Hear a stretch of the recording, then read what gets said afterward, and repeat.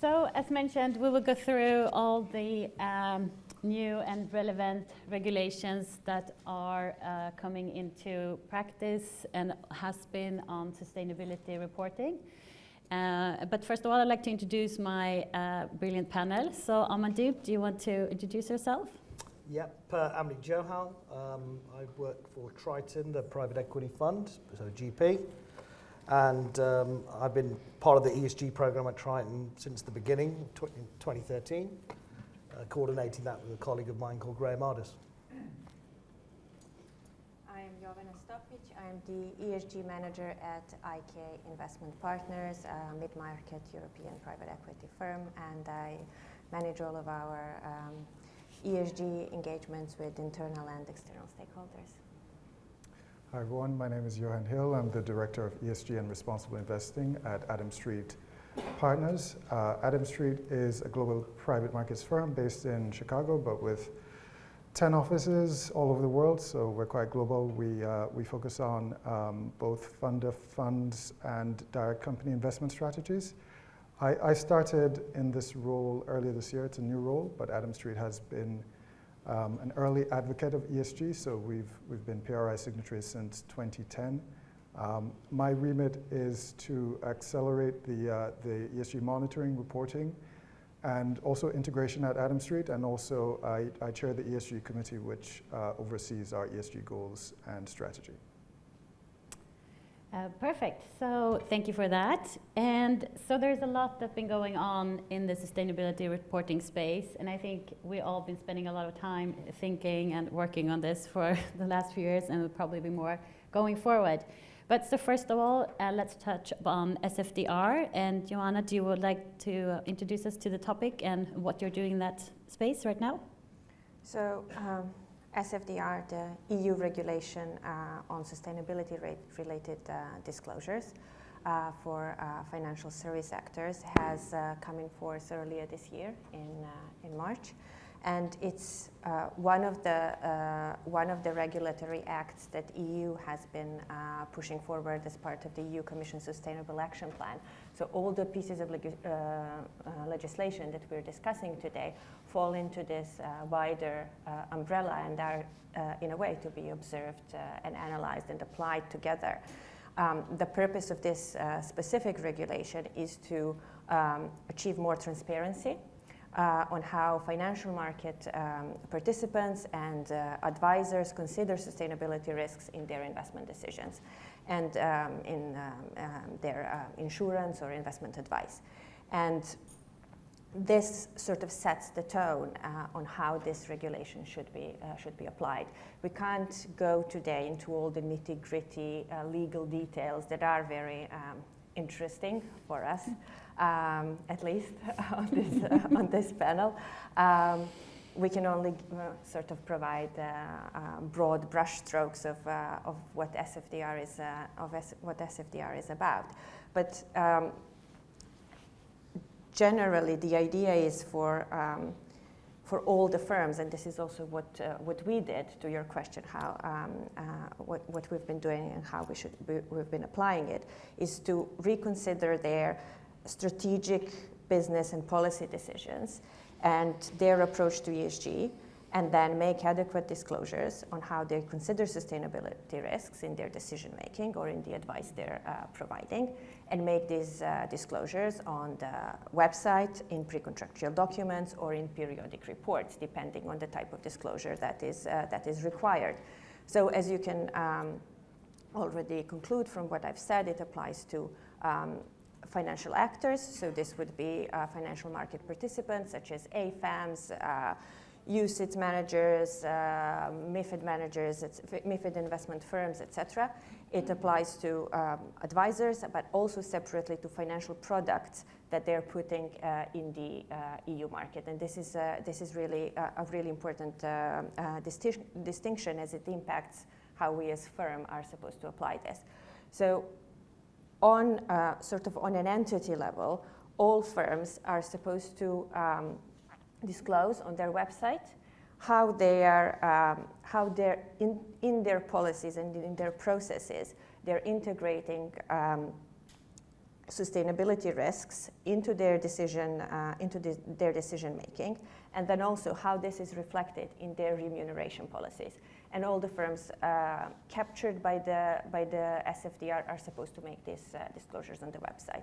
Further, on the website, the firms should make so-called Article 4 disclosures, and these are the disclosures on how they are how the sustainability principal adverse impacts are being considered in the due diligence processes or in the decision-making processes. And these are usually comply or explain disclosures. And for this, the firms need to comply, but by basically rolling out a set of KPIs that need to be collected and then reported against if they decide to comply with this. This sort of disclosure on principal adverse impacts is then mirrored in other provisions of SFDR on a product level as well. Furthermore, on the product level, we have the so-called classifying disclosures. These are product disclosures. They're to be made in the pre-contractual documents, and these are the so-called Article 6, Article 8, and Article 9 funds. So this is something that is very much discussed. Sort of as a baseline, we have the Article 6 fund. This is how the sustainability risks are integrated and how they are likely to impact the value of the investments made by these Article 6 funds. And then we have further to that Article 8 and Article 9 funds, so sort of light green and dark green funds as they're called. So the Article 8 funds would be the funds that are promoting environmental or social characteristics, whereas the Article 9 funds would be the ones that have sustainability as their investment objective. And then if firms decide to classify their products as Article 9 or 8 funds, then this would involve further disclosure in periodic reports as well. Perfect. That's a great introduction and overview of SFDR. And I know we've been talking about this article, or your Article 6 fund, 8 fund, 9 fund. But Amandeep, can you give us a bit more flavor of what an Article 9 fund would mean? Sure. I mean, if we, as Jovana said, if we assume Article 8 funds are light green, Article 9 funds are known as dark green, right? And that means when it comes to sustainability, that has to be the main objective of that fund. It has to be set out in its PPM and its prospectus. It has to be, that strategy has to be pushed forward throughout the entire life of that fund. And there's nowhere to hide. And honestly speaking, probably all your investments would have to be sustainable. Now, the question of what is meant by the term sustainable has been answered by the EU. I mean, they have said if the investment is something that contributes to the environmental and social objectives set out in the taxonomy, I won't name all of those, but I'm sure a lot of you know those, then you are on a good starting point. But you also need to ensure you don't do any significant harm to those objectives if you're an Article 9 fund. And being able to put that all across in the disclosures that Jovana was talking about in the SFDR is going to be a bigger task than for an Article 8 fund or an Article 6 fund, obviously. So there's a lot more openness about the strategy. There's a lot more directness about the sustainability objective, right? I mean, the other thing I should mention is, if your fund is, a fund is one that is seeking to reduce CO2 emissions as well, that can also be on its own Article 9, an Article 9 fund. That's a quick summary. I mean, you could talk a while. We don't have Article 9 funds at Triton, but we have Article 8 funds, but you're looking at impact funds, in short. And, sorry, do you want to mention about preparing? Oh, yeah, that would be interesting. I think a lot of people are thinking about that right now, and then I'll move over to Yohan for another question on this. Well, I mean, I don't know how many of you actually did an SFDR disclosure in March. For those of us who did do it, it was a bit of a minefield. I'm not sure the laws were really that helpful, and I think the lawyers, the legal advisors also were struggling a little bit with some of the aspects of the law that sort of didn't make sense. and we're filling in those blanks. But when we did it, when we prepared, and if you haven't done this and you're preparing for next year, what we found really useful was we sat down and we really mapped together a timetable. Starting in November, we started sort of around that time. And we started pulling in the people in our firm that are going to get involved in this. And you just start literally, you look up in the air and go, who would be involved in this? So, you know, our general counsel who's involved in the fund marketing, our compliance department. These are your sort of internal guys, right? Not your investing guys. And you pull those together and you need them to be all on side. I mean, the previous talk was talking about the regulations. We have to make sure all of these things chime together, right? So we initially started talking with them. We took the lead, got what we needed from them, but made sure they knew what we were doing. Once we'd done that, we then started looking into, well, what does it mean for Triton? And that's what you will have to do. You'll have to analyse the law. You'll have to get legal advice. You'll have to look at all your particular activities and investments and try and see, well, where do we sit? What do we have to disclose come March? Because these are open disclosures. I mean, the SFDR is effectively an anti-greenwashing piece of law. I mean, it's there because it ensures, the EU wanted to ensure that everybody was open and transparent about their sustainability agenda. And that meant that sort of consumers could then make a really rational decision, right? So when you are, it's quite a big deal then for your firm, because the other thing you then need to think about is how do I go to my top investment committee or whoever it might be who makes the ultimate decision to tell that person, well, this is what I'm going to say about the firm you're running. You know, this is all the things I'm going to put out there that we do. And so you've got nowhere to hide from those things as the top 3 or 4 people maybe in your firm. And you have to get them on side as well. And you have to get that all done before March so that you're able to then put the statement out. So that's how we prepared. I will say, like I mentioned at the beginning, it was really difficult because we had lawyers, legal advisors giving us different advice on the same points of whether you're Article 8 or you're not Article 8. And I think a lot of us had that. And you know what? I had sympathy with those lawyers because they had good reasons.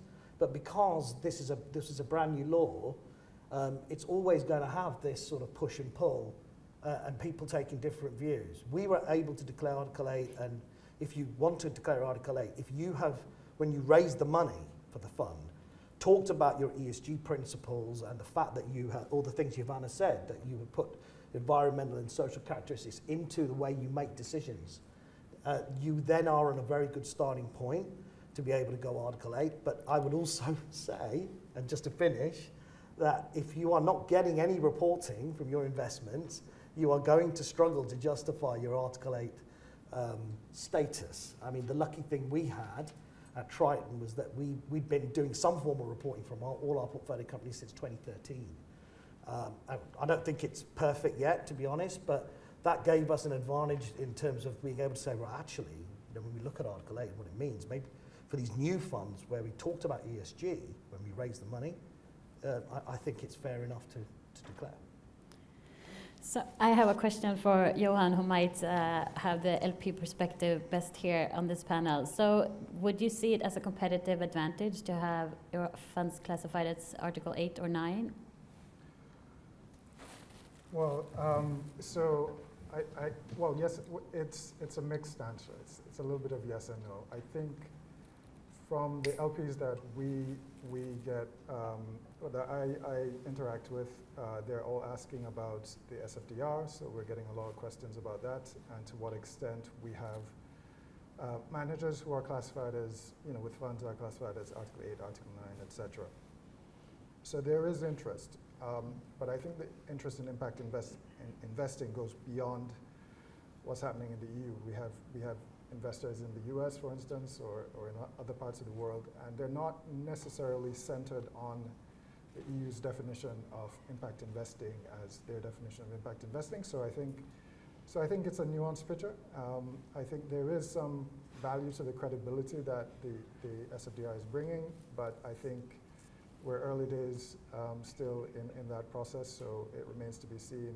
Although there, you know, I can say there is quite a bit of interest in the reporting of that from our LPs. So hopefully that gives a little bit of a flavor as to where we are.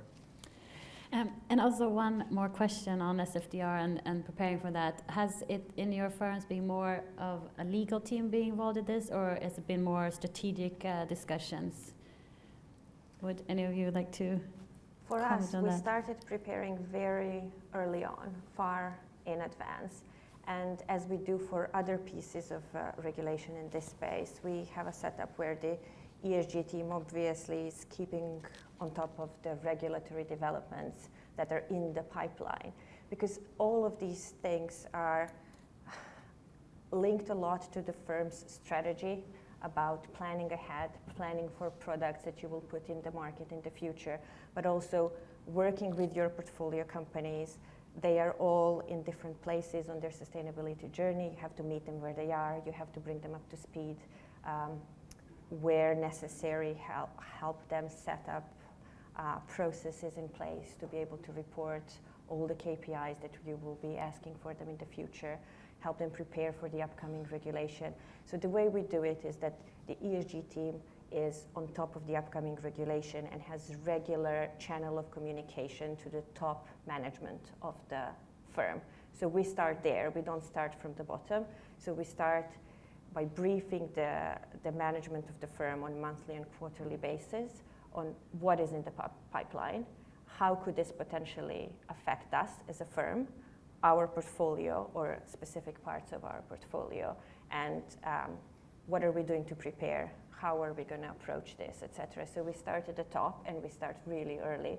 So similar to Triton, we started preparing for SFDR months in advance. Then we discussed all different scenarios, different lawyers, different advice.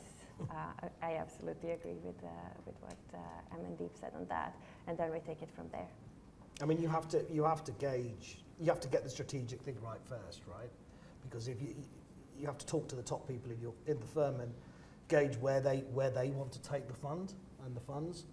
Going forward, that shouldn't be a long discussion though, and then it's really a question then of looking at the legalities of what is actually right. And the thing that I stressed in our firm, because there was a big, yeah, let's do this, we really want to do this, but I actually had to say, whoa, wait a second, this is totally transparent, we're going to be out there setting very, very clear disclosures.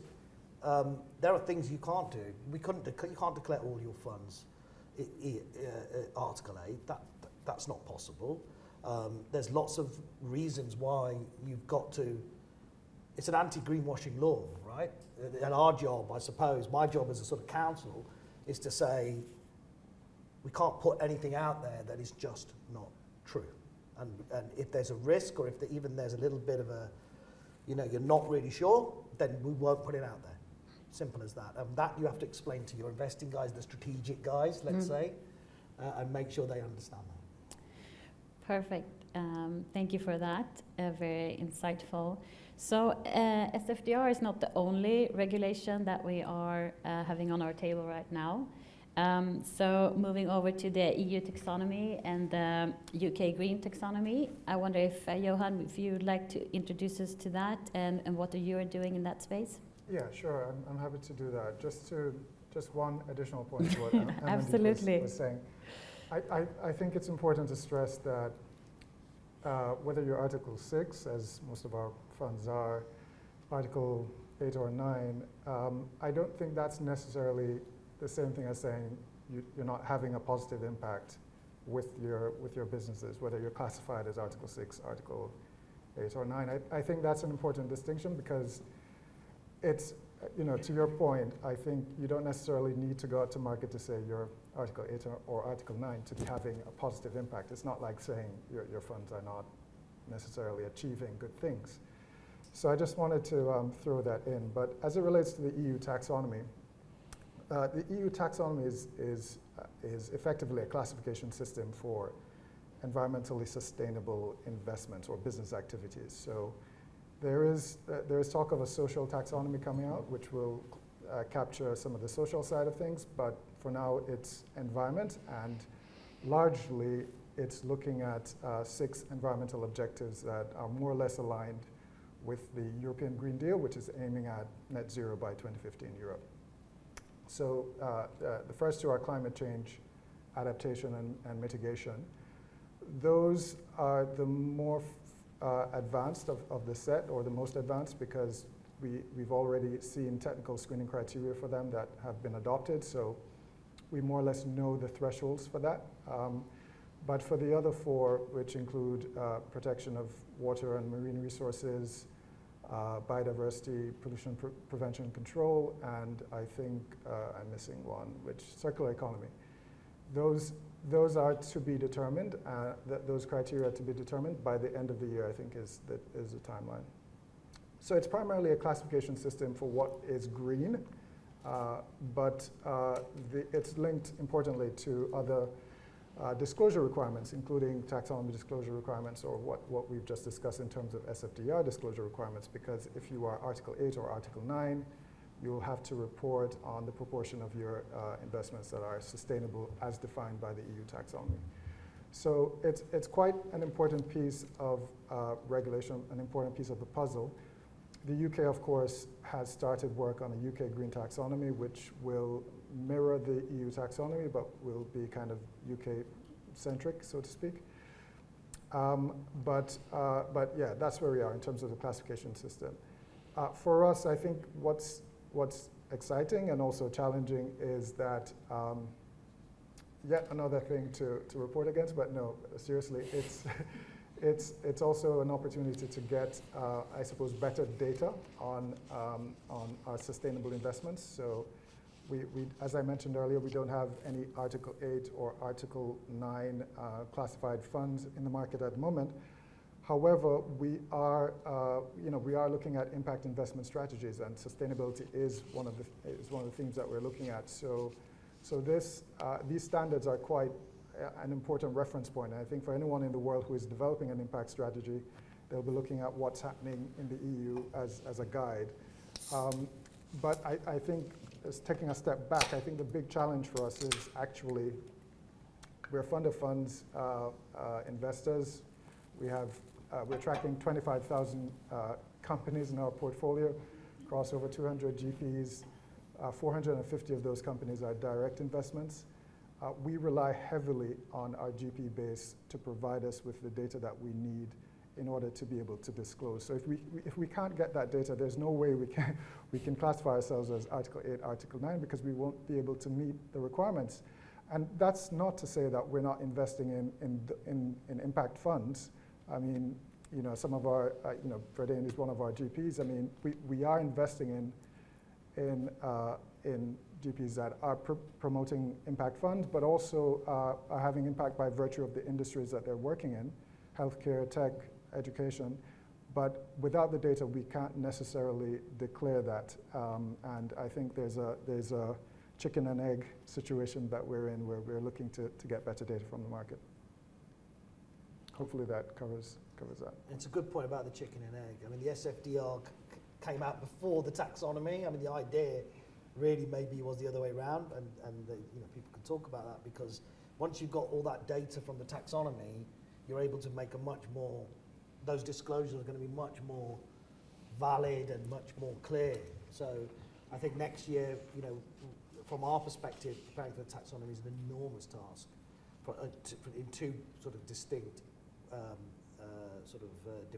areas. The first area is with our portfolio companies and looking at those that have to do their own taxonomy and helping them to sort of find their business activities and that sort of fall into this category and do the work that they need to do.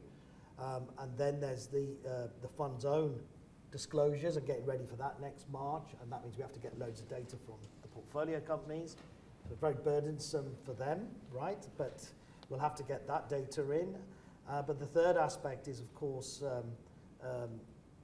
looking at this from an opportunistic point of view, because I know these things sound very, very risk-based, a little bit not negative, but you know what I mean. It's sort of risk-based, but there's an opportunity that we are exploring in terms of our investing strategy, and to live that Article 8 mantra and the Article 8 disclosure. We're actually working with our investment teams on the sourcing side and saying, look, this is what the taxonomy is.